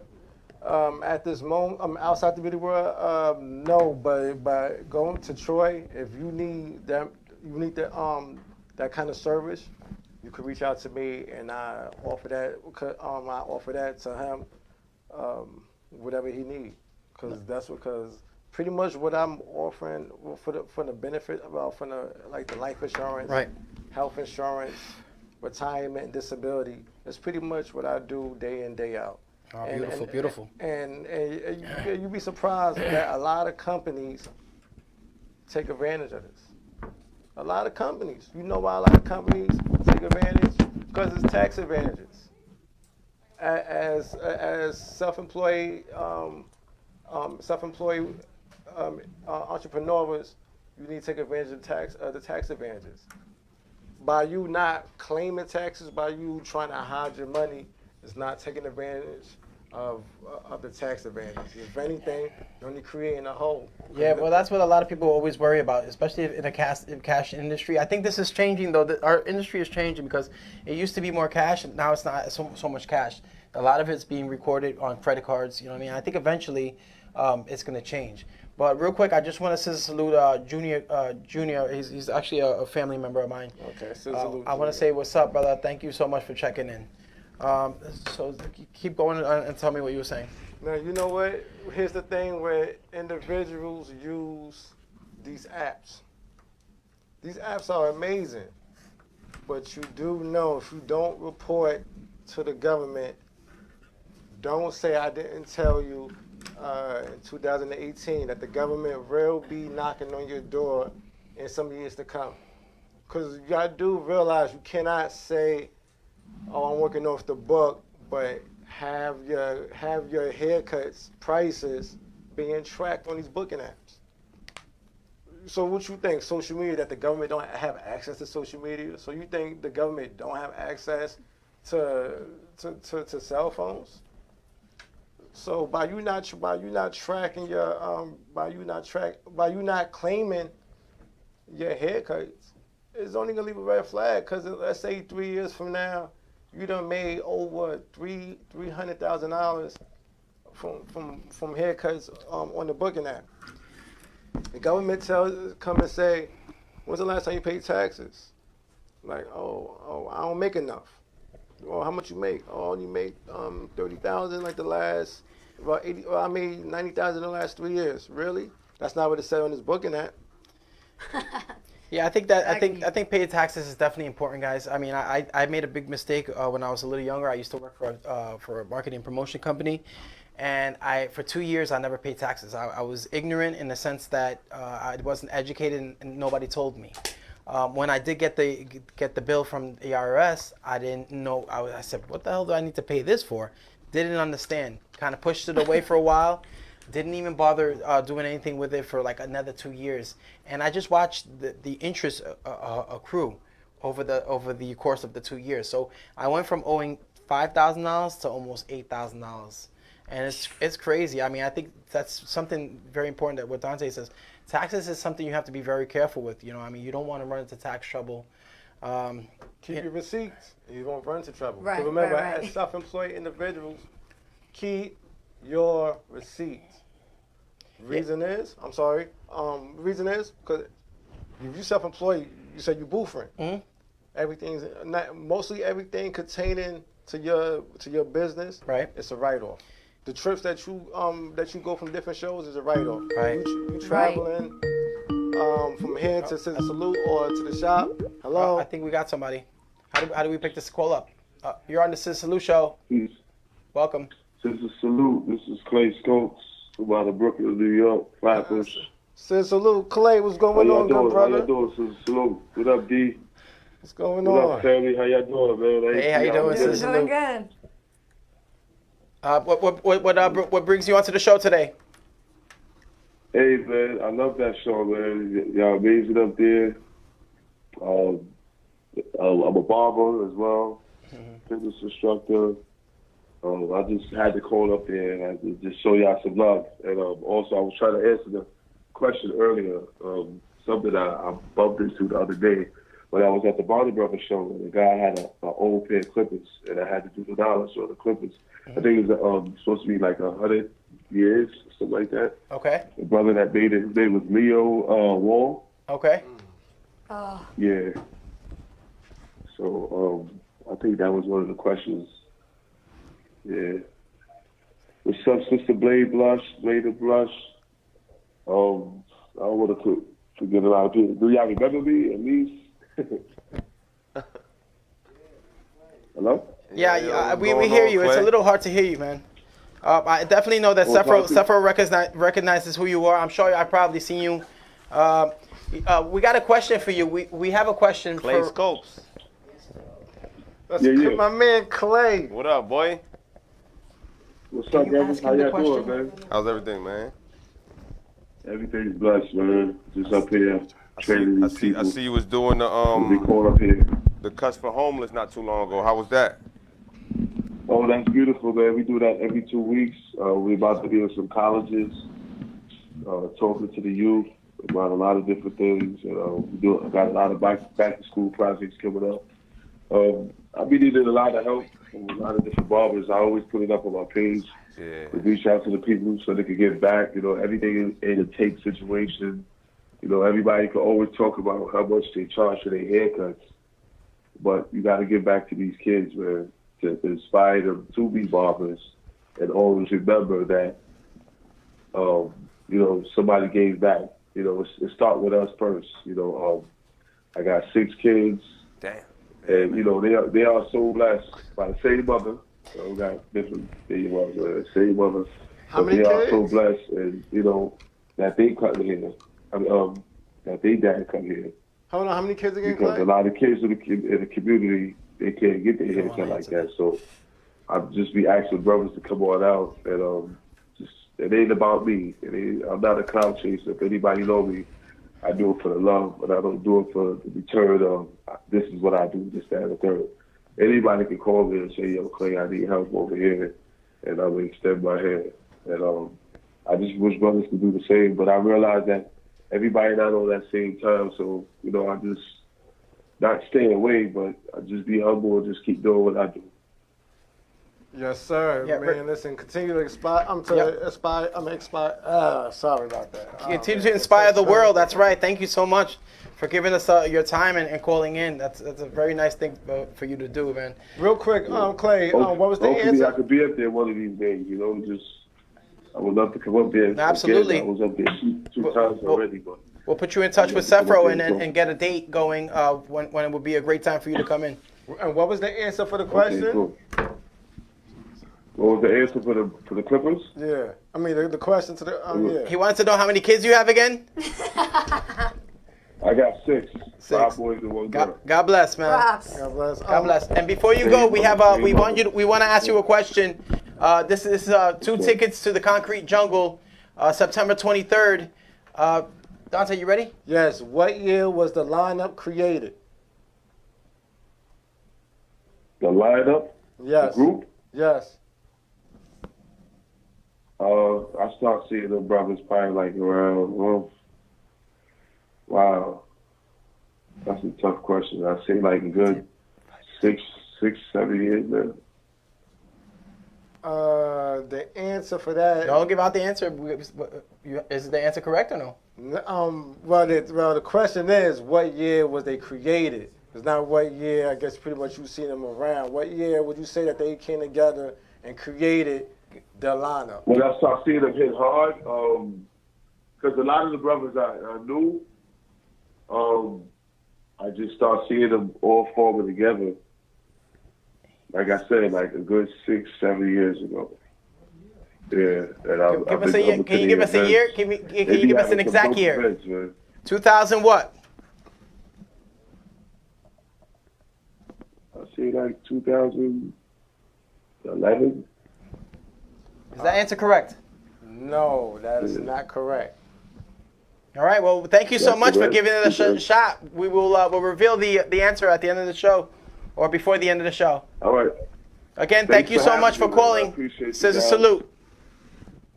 Yeah, Scissor Salute, man. To all you guys up there. Take care, man. All right, peace. All right. All right, I got a scissor salute to my sister, Brittany. What's up, girl? I see you tuning in. Scissor salute to mi amor Juan. He's watching all the way from Valencia, Spain. Much love. Can we get to the cut cam? To the. Yes, please. There we go. Give those shout outs out now. Oh, okay. So I got a few. I got 2 scissor salutes. I got a scissor salute to my sister Brittany. Hey, girl, I see you watching. Love you. And then a scissor salute to mi amor Juan. He's watching all the way from Spain, Valencia, Spain. Much love to you always, siempre. We actually got a question from Sandy yet again. She wants to know what you beautiful creatures are doing on the floor. Can we get cut to? Oh, what they're doing on the floor? It looks like some braids going on over there, right? Or not. Maybe you can hear me now. Yeah, we got you. Oh, excellent. So what we did was we just added some crimping texture. We're going to do like a little, I have no idea what this looks like from the front.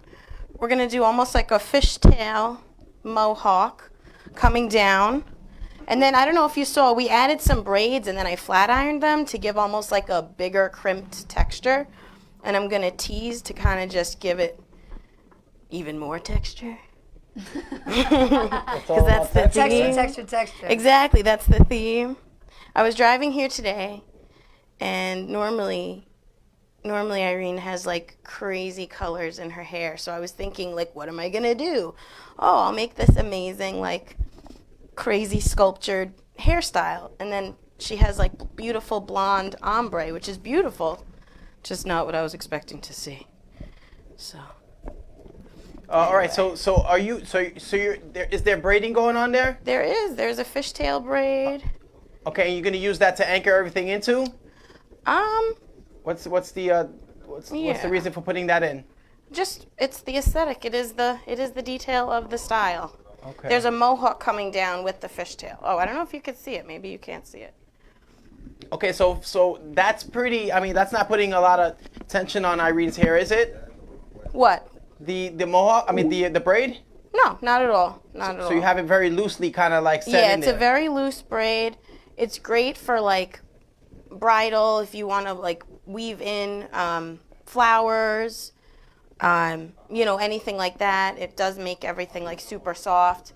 I don't know. You don't have to look at this crazy poof yet, but you can see like easily if like somebody comes in with a hair piece and you don't know. I don't even know if you guys can see on the camera. It's like kind of far away, but if somebody does come in and they have like flowers on a string or any type of floral embellishment in the hair that they want to incorporate into their bridal party or whatever, which is huge right now. That bohemian thing is like gigantic, so everyone has flowers in their hair. It's really easy to weave it in and out through this type of a loose braid. With the teasing, you see that I'm able to kind of just automatically have a ponytail, even though Irene's hair technically is a little bit on the finer side. You'd think like you'd need extension to do like a big full poofy ponytail, but you really don't. If you have the right texture built in up front, it really is not something that you need to go crazy with as far as adding an extension or something like that. I try to think of the style like structurally as I'm going. So it's almost like a free. It would be considered a type of freestyle kind of. This is more of a freestyle updo. This particular, I mean, they all kind of are, yeah. So it's really you can kind of throw in your own creativity as you go. Yeah, absolutely. But the foundation, there always has to be a foundation to it. Yeah, most definitely. Like what I try to do is I try to look at the person from the front and say like, how do you normally wear your hair? And then I try to incorporate aspects of their typical style. So like if they're like Irene has like this part she always wears, so I left it and I pulled some bangs out. Now I'm just trying to shape this fishtail in the front. But when you say freestyle, I mean, to me, this whole upstyling, every time, like I do a lot of bridal parties, so every time you see someone, it's usually some type of a freestyle because they've never had their hair styled in that way before. So it's not like you had a trial with them or anything like that. It's not like they have their hair formally styled every single day, so they don't know what they want. It's really just a matter of coming up with things on the fly all the time. So for me, a huge aspect of it is the conversation. The conversation that you're having with the person in the chair, prior to starting. Do they like a lot of volume on top? Right. Do they like it crazy? Like I told Irene today, I'm probably going to do something like weird or crazy. You know what I mean? So you want to just have a conversation and make sure that everybody's aware of what's going on. I like fishtails because you can make them into something else if you need, or shape them and kind of use it to your benefit. Now, I know, I'm not ashamed to say this. When I first started, updos were a travesty for me. I never knew where to take it. Right. Or how to build it. So what advice would you give somebody for someone who just seems like they just can't seem to grasp where they even want to start with it? To me, it's like about not being afraid. Like, go back to the conversation because the client will give you the guidelines that you need. They're going to say, oh, I hate my hair slicked back, or oh, I hate my hair when it's not covering my ears. They're going to say things to you that are indicating kind of like a little map of where to go. Like I'm trying to make Irene's as big as possible because why not? Because she's the queen, right? Yeah, exactly. Exactly. So, and then from there, it's like tease. You saw me tease her ponytail crazy, but now when you bring it back, it's just full. You know what I mean? There is texture. Oh, you can't see it in the camera, but you know what I'm saying. They'll pan it down eventually, and you'll see what I'm talking about. But, you can't be afraid for it to look crazy first, because then you're going to bring it back. But with hair, you kind of have to make something. Okay, what advice would you give somebody who's just starting to upstyle? I think, I love updos. I love upstyling. I think my weakness is applying the pins. I think that's where I structurally am a little, like, I fall a little bit. I have the creativity part of it, but I feel like that's the part that I'm weakest in. Yeah, I mean... What advice would you give somebody like me? You want to anchor your pins into something. Like, you always want to think of it as like an engineering element, from the style. And that's what when I was saying before, I was saying to you that I kind of think about the structure as I'm building the style. So you want to build anchor points. You want to build areas where you're going to lock things into. I don't use a lot of pins. I used 2 pins for this style so far, maybe 3 pins. Structurally, I added just to like make this poof cute. But structurally, what's holding this together is like 2 pins and a lot of teasing and like a lot of actual like structure. So you're not relying on 20,000 pins. You have a braid that's hidden. You have like a little teasing poof, which I've showed on this show before. How I make the anchor poofs, where I like tease, I roll it, and then I use like 2 or 3 or 4 pins just to make that pad, and then all the work is built into that pad. So you don't have 75 hairpins holding pin straight hair and the massive weight of itself on itself. You have smaller sections that are built on top of each other. You want to think of it like Legos, but hair. I like that reference. It's the truth. Lightweight Legos. That's funny. You do. You want to think of it like structure. Like you would never, I don't know, like when you build something, how do you build it from the bottom up? You know what I mean? It's just something that, I don't know. You have to really think about it. You have to visualize your end result. That's huge for me. I think I was talking, I don't know if I was saying to Yvette last time, but now I'm just doing like a little quick flat iron curl. But what happens is you have to, prior to starting, envision what you want to do. And a lot of that comes from the conversation with the client, looking at the hair, looking at the shape of the head, their neck. I mean, like I look at how long my client's neck is. When it comes to event styling, I ask them what style of garment they're going to wear, like what is the style of their dress. You want to kind of tie all these things together and envision your point of view before starting. That's the only piece of advice that I can give to someone who's just starting updos, because a lot of the time the technique is there. Like when you're a barber, Harry, so like obviously they don't teach you in barber school how to use a bobby pin, so we can go over that. That's no problem. I was actually going to ask you but guys. Girl, I got you. Don't worry about it. I'll show you. But most of these technical things are fine. It's really what comes into play is envisioning your art that you want to make before starting. So envisioning your art before... Yeah, before you start, you want to envision. And that's the way I use your art before I got to say, I do that with my haircuts all the time. Absolutely. I try to envision. You would never just go blindly into a haircut without talking to them first and making sure that you knew exactly what you were going to do. I like that you brought up, like, even knowing what the garment was that they're using, because when, even just on myself, I noticed when I was getting older and I was wearing, different cuts and shirts and dresses, I was like, I have my hair half up, half down. I'm like, why does this look so stupid? Right. And then you're like, think, oh, because this doesn't go. Right. So if you got one shoulder, you're gonna want to do a, like a side pony, and at height, something's covering your neck, you're gonna want to do an updo. Right. Exactly. I had no idea that would even be a thing until. So I like that you said that. Oh, absolutely. And you might see what I do is I let the person's face kind of tell me what their hair should do. Like, I hate to say this, but you can even balance out imperfections in a person's face.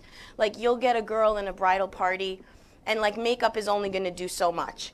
So if you have a girl who has her nose goes, all the way to the, I don't know which way, don't do left and right, just, I can't say it because I'm on camera, I don't know. But let's say the nose is going this way, you're going to want that hair to kind of meet in the direction that it's going.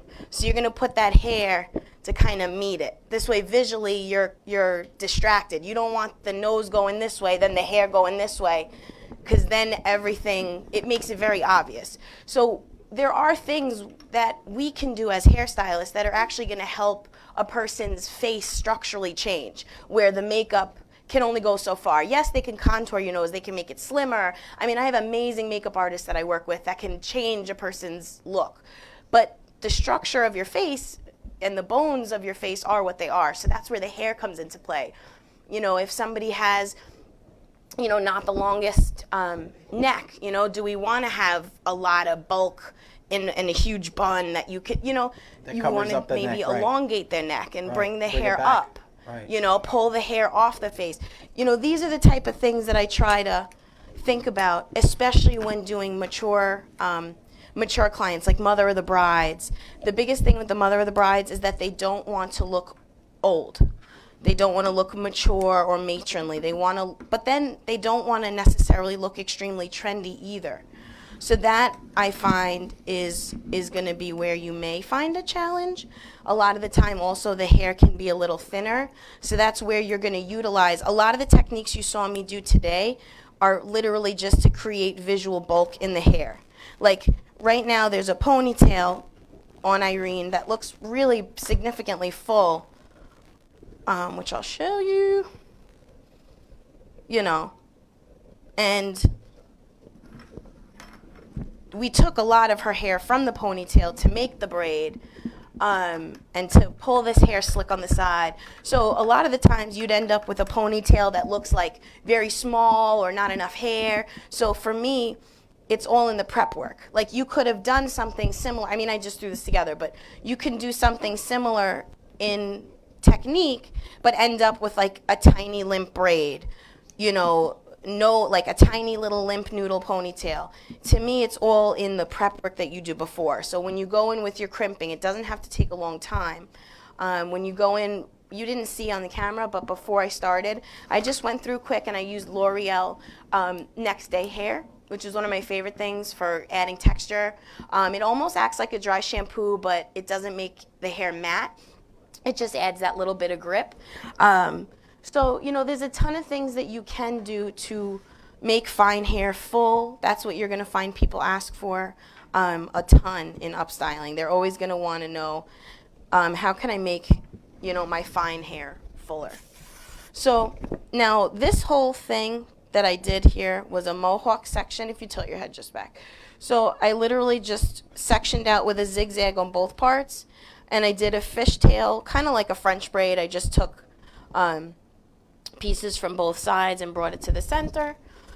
And then when I got to about the back of the crown, I stopped doing it like a French braid. I just continued the fishtail down, and I anchored it into the base of her ponytail. So it gives a cool, different kind of style. And that's what I think it's fun. Are you using sexy hair? Is that one of your favorites? I am. It's not. Yeah, I'm not like abdicating this product. I happen to have this left over. This is not my favorite product.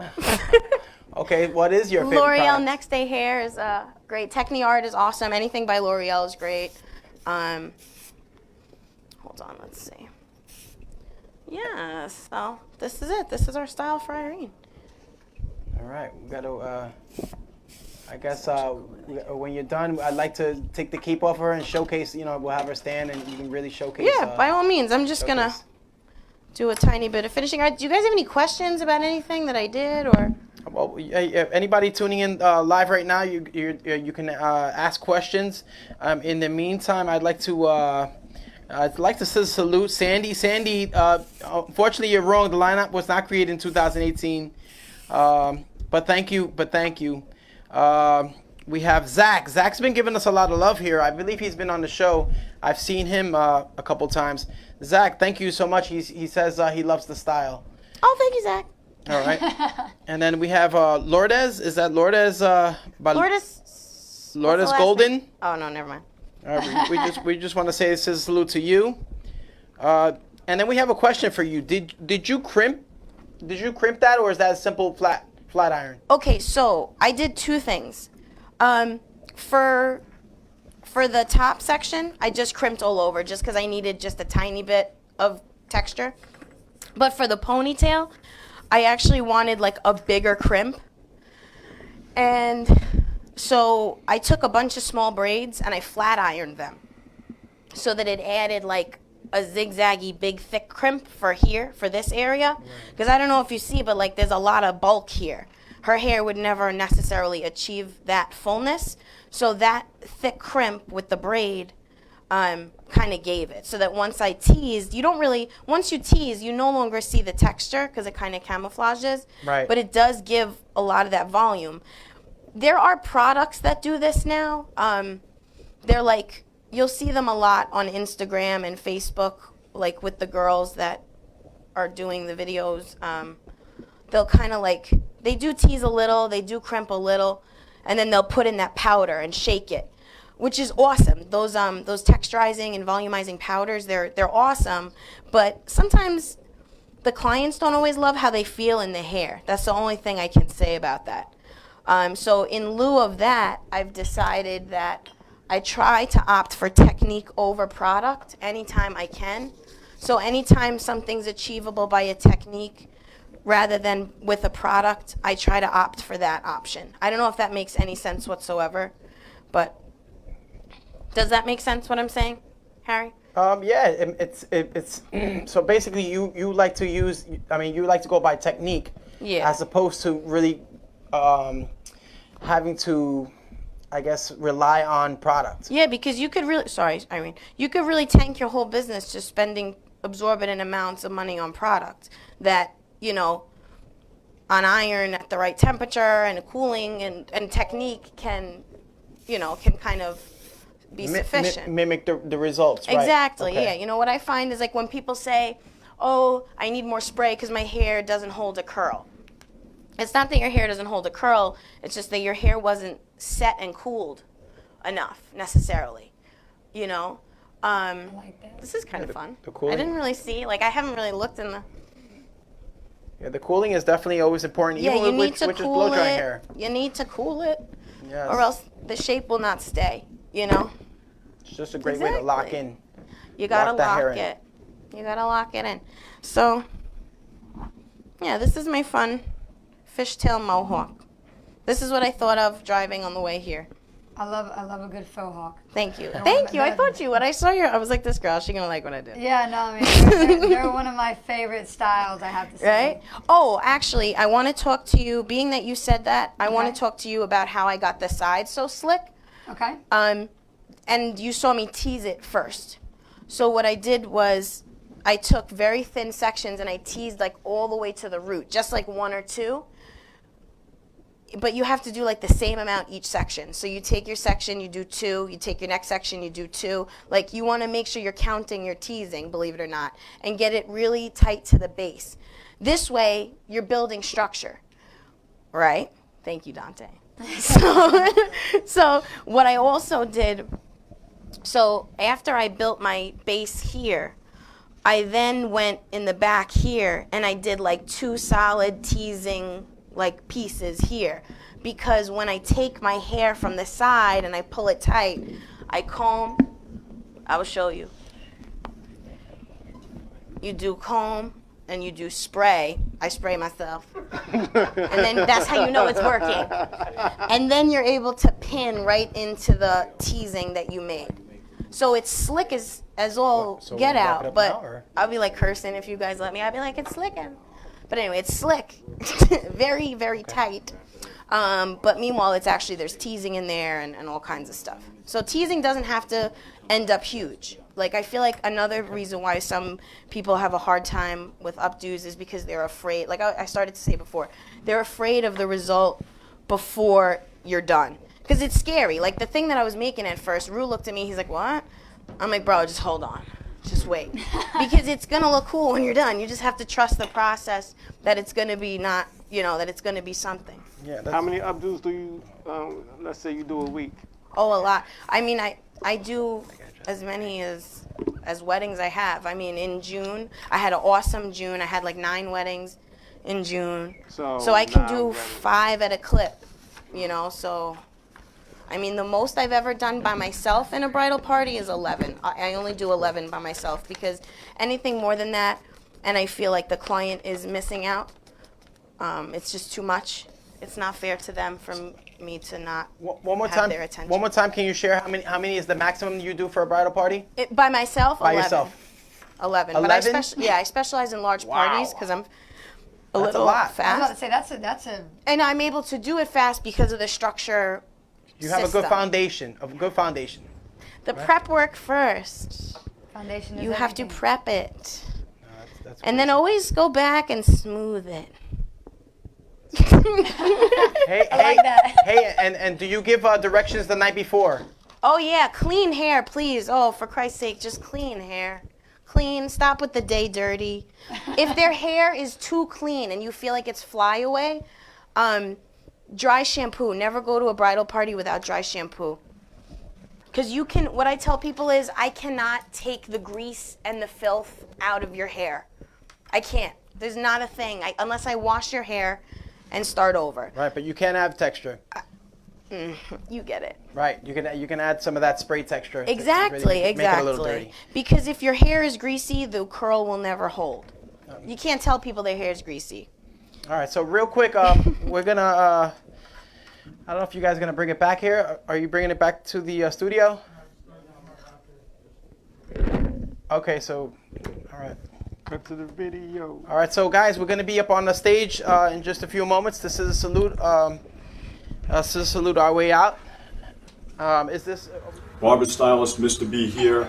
Let's talk about something that may be a concern in our future. Just recently, if you Google worldwide flooring manufacturer is fined $36 million by the U.S. government. Unfortunately, they didn't adhere to the FDA regulations about chemicals, what's allowed in flooring and stuff like that. Now, if the flooring guys are bringing in stuff that's not safe because they're saving a few bucks, let's talk about the Chinese importers that are buying furniture and making it over there. How do we know the vapors that are coming out of this drawer? How do we know the composite here? They're concerned about formaldehyde, they're concerned about chemicals, they're concerned about things. But let's be realistic. If this major flooring company tried to hoodwink America, how do we know the Three Stooges in overseas in China aren't doing the same thing? Maybe somebody in the government's got to start helping us, helping you, helping us live longer, breathe better, and make it happen. Give me a call, Mr. B, if you have any feedback. Oh, sorry. I'm on drums, right? So salute to everyone. Thank y'all for tuning in tonight. It was a wonderful show with the amazing Harry Houdini. His amazing. Are you his apprentice or? She is my associate. I've been mentoring her. My associate. I don't want to call her my assistant. She's my associate, and hopefully soon to be my partner. We'll see how that works. But one thing I do want to say is that it is her birthday, so I want to wish her a happy birthday. Happy birthday! Happy birthday, salute. That is really, really cool. And I just had a pleasure being here, honestly. And if you want to close, We have ScissorSalute to Rue Blaze for coming by, all the way from New Brunswick, New Jersey. We have Samantha, all the way from Long Island. Not far from here. And we have our lovely model. Yes. Irene. Isn't she lovely? Thank you so much for checking out the show. Once again, don't forget to tune in for next week. Yes, next week. And also, Clay, if you're watching, you did win. Sorry, it was an honest mistake. Oh my goodness, he did win. Yes, he did win. He did win. Yeah, he won because he mentioned the oldest clipper company, which was Wall. So he mentioned at the beginning. So it says salute to Clay. Salute, guys. And also to everybody, please, if you have not signed the petition, because the petition only give us strength with the numbers when we go to these corporations to let them know that the beauty industry do want structure. Yes, we do. Security, that we do want, we want to have something for tomorrow. We want to know that we could do our magic doing hair and not worrying about retirement, not worrying about if I get hurt, I could pay the bills. Not worrying about, God forbid, something happened to me, that my family could still maintain this life that we created.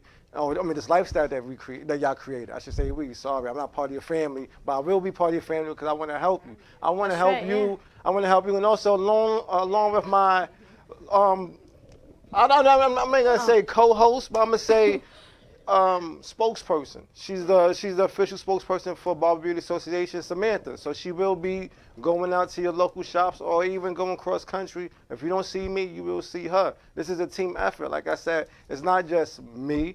We have Queen. She's a board member. We have Sefro, who's also part of the team. You trying to join the team? But it's just like what we are doing. We are bringing change. We're bringing structure. We're bringing respect to the beauty industry. Pride. We bringing. It's okay that you can say, I am a barber. I'm a licensed barber. I am a licensed cosmetologist. I am a licensed tech. It's okay, because you know why? We respect you. You know why we respect you? Because we are you. We understand what you go through day in, day out. The struggles of trying to pay rent, booth rent, trying to pay your insurance, car note. You can do it. You just got a budget, and we're going to show you how to budget. We're going to show you how to be financial, educated when it comes to not just talking to your clients, but to talking to people in general. Let people stop thinking that y'all just dumb barbers or hairstylists. I'm sorry, but that's what people look at you as. Yeah, they say you're just a hairstylist, if I hear that one more time. But you gotta let them know. You gotta let them know that I'm professional. I respect myself, and I respect my craft, and I respect my family. So with that being said, salute everybody. Good night and thank you.